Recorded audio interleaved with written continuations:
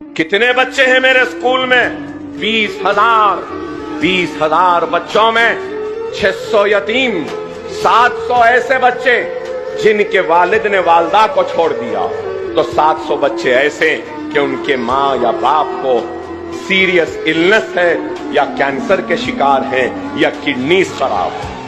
रमजान के महीने में एक नई चीज मेरे सामने आई, उस पर भी काम कर रहा। मैंने अपने स्कूल के सारे यतीम बच्चों को बुलाया, उन सबको ईद के नए कपड़े दिए, लिफाफे में ईदी दी और उस यतीम के सर पर हाथ रखा और सबको रवाना किया खुशियों के साथ। और फिर एक 50-100 बच्चे खड़े थे, तो मुझे गुस्सा आया कि मैं यतीमों को बुलाया, ये दूसरे कौन हैं? और गुस्से में गया और चीख कर कहा, यतीमों को बुलाया था।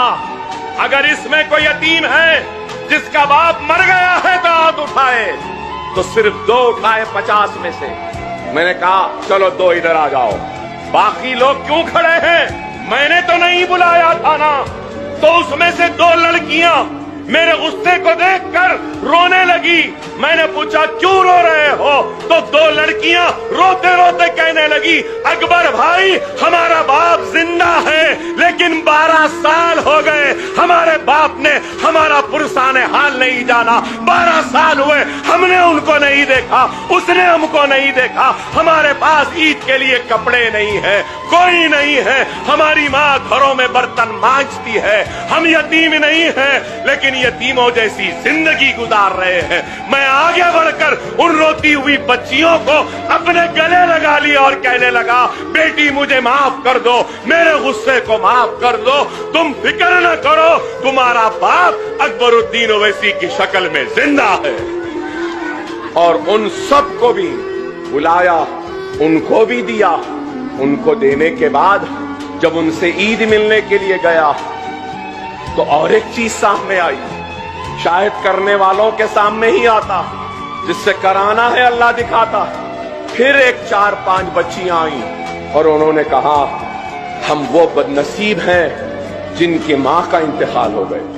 मैंने हैरत से देखा तो उन लड़कियों ने कहा, अकबर भाई हमारी मां नहीं है और हमारे मां के इंतकाल के 15 रोज में ही हमारी वालिद ने दूसरी शादी कर ली।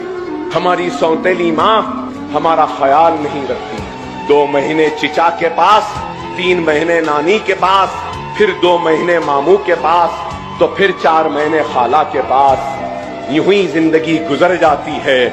आपकी मेहरबानी कि हमको फ्री तालीम मिल रही है, लेकिन अकबर भाई हम घर के नौकरों से बदतर जिंदगी गुजार रहे हैं। सारा घर का काम करवाते हैं, पोछा मारने लगाते हैं, झाड़ू मारने लगाते हैं।